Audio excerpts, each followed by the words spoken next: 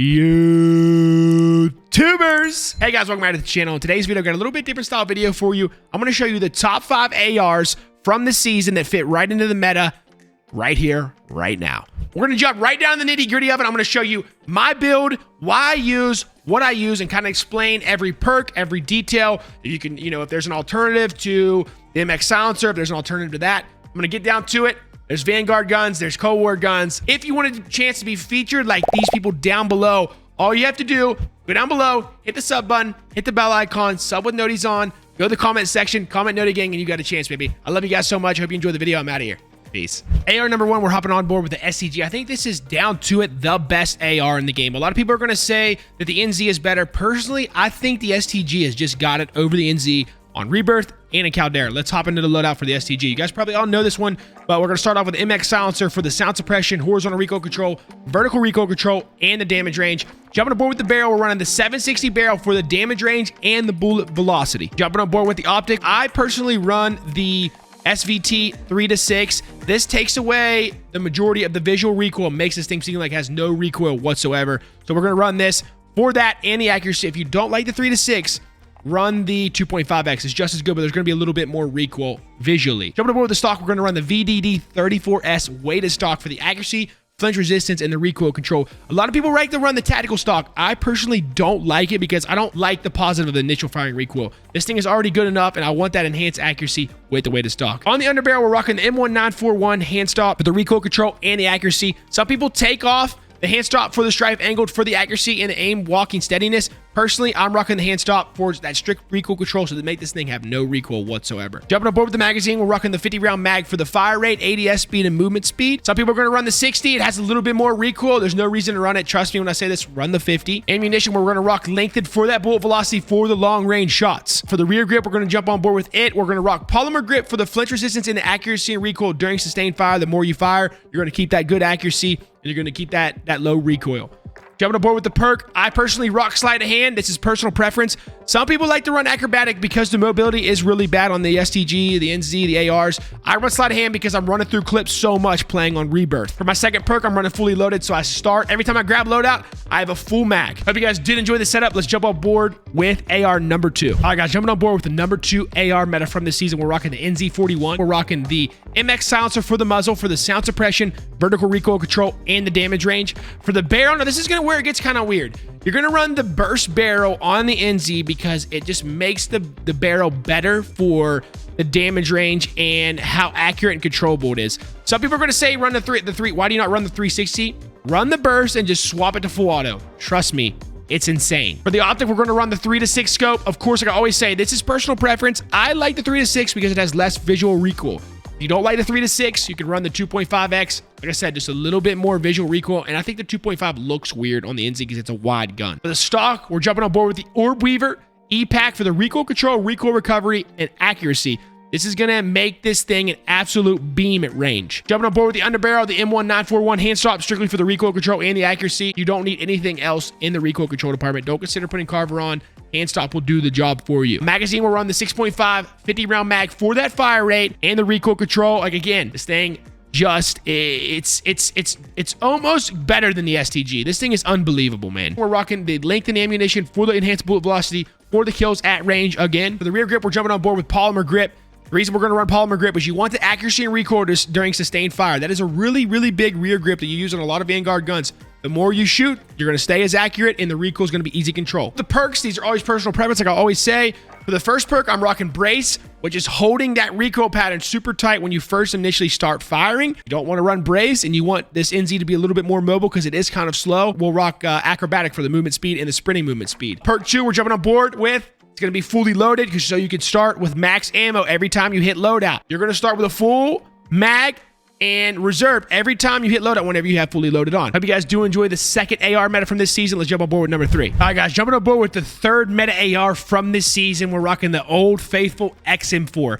Now, I know I've done a couple videos on this, and this build is pretty self-explanatory, but I'm telling you, man, This thing is old faithful. Starting off with the muzzle attachment, we're rocking the agency suppressor for the sound suppression, vertical recoil control, and bullet velocity and the effective damage range. We're rocking the 3.5 task force barrel for the bullet velocity, horizontal recoil control, effective damage range, and the vertical recoil control as well. For the optic, we're going to run the 3x scope. The reason we're going to run the 3x scope, it's the best scope for all Cold War ARs. If you want to run the 2x, you can run it. I personally like the 3x. Hell, you could even run a red dot. A microflex on this if you want to use a little bit close range, but I prefer the 3x scope with the scalpel reticle. For the underbarrel, we're going to run field agent grip so you can control the vertical and the horizontal recoil control. Okay, all you have to do on this thing is just pull down. That's all you have to do. Jumping on board with the magazine, we're running the 45 round mag. The reason we're running the 45 instead of the 60 round, now you could change this out for the 60 for better ammo capacity, but your mobility and your ADS speed is going to be slower. So if you're a player that holds angles and, is holding L2 more often and pre-aiming, run the 60. If you're a player that gets in more fights and needs to have that snappy ADS speed, run the 45. This gun's really good, man. I can't put it down. For some reason, the Cold War ARs really just sit somewhere great with me, and I really enjoy using it. If you're not a big fan of the Vanguard ARs, this is definitely the AR for you in the Cold War category. Hope you guys do enjoy the class setup. Let's jump on board with AR number 4. All right, guys, jumping on board with number 4 meta AR from this season, the good old bar. Now, this thing is going to make its way back into the meta. There's somebody at Activision or Raven Software that I saw on social media has a soft spot for the bar, and they're going to force this thing into the meta coming soon. After the NZ and the SCG get nerfed, this will be the meta AR. So make sure you have this thing leveled up and you have the class setup I'm going to show you today. We're rocking the MX silencer on the muzzle, of course, for the sound suppression, vertical recoil control, horizontal recoil control, and damage range. For the barrel, we're rocking the CGC 30XL for the recoil control, bullet velocity, and flinch resistance. This makes this thing an absolute beam. The optic, we're running the G16 2.5. Now, this is different from other ARs. I usually run the 3-6. I personally like the 2.5 better on the bar. It just looks and feels better. It's kind of like one of those, you're just like, I don't really like the 3-6. I don't know why on this gun, but I like the 2.5 better. So I'm going to run that. That's why I run the 2.5. It just feels better and looks better in my opinion. The stock, now this is really weird. A lot of people are going to tell you to run the Chariot WR or the Cooper SP. These are both good options. I personally think that the remove stock is the best stock for the bar because when you're carrying this thing around, dude, it's heavy and you move like you got a friggin' an LMG and 76 bricks tied to your feet. It's heavy. I like to rock remove stock to up the mobility and make it feel more or less like an AR again. Whenever you run these stocks, yeah, they're going to be good. They're really good for your accuracy and your recoil control, yada, yada, yada, yada, yada. But you're going to run slow. And a lot of Warzone is built around mobility. Try remove stock and let me know. If you don't like it, rock Chariot, rock Cooper. Personally, if I wasn't going to run remove stock, I would rock the Chariot WR. Jumping on board with the underbarrel, we're rocking M1 941 hand stop for the recoil control and the accuracy. If you don't like the hand stop, go up here and rock Carver. It gives you a little bit better recoil control than the hand stop does. That's on every weapon in the game. For the magazine, we're running the 8mm Closer 40 round mag for the fire rate and the movement speed and the recoil control. For the ammunition, we're running lengthened for the bullet velocity so we can, have good BV at long range. Rear grip, we're running leather grip for the ADS speed and aiming stability. This thing has really bad ADS speed, so you really want to build it around ADS speed if you can. Perk 1, we're running hard scope, keep a tight recoil pattern when you first initially start firing. And perk 2, we're running fully loaded, so we have a full mag whenever we do hit loadout, we want to grab our bar. Okay, hopefully you guys did enjoy AR number 4. Let's jump on board with AR number 5. Finally jumping on board with our 5th meta AR from this season, the Cooper Carbine. Now, let me tell you about the Cooper Carbine. This thing has no recoil. It's the Vanguard M13. And it'll surprise you inside 100 meters. Let's jump on board with the class setup. Starting off with the muzzle, we're rocking the MX silencer, of course, with the sound suppression, vertical recoil control, horizontal recoil control, and the damage range, so you can be beaming at long distance and stay off the minimap. For the barrel, we're going to run the 22-inch Cooper Custom for the fire rate, damage range, and to make it highly accurate and controllable at long distances. This thing makes this thing an absolute beam. For the optic, we're going to rock the 3-6 scope. I like the 3-6 on this Cooper. It makes it feel very, very, very, very, very good and very M13-like without the recoil. It'll allow you to map people with this gun. For the stock, we're running the Cooper 45 RS, the initial fire aim recoil, ADS speed, recoil recovery. If you don't want to run the Cooper 45 RS, try the Cooper 45W. Personally, in my opinion, you don't need the 45W.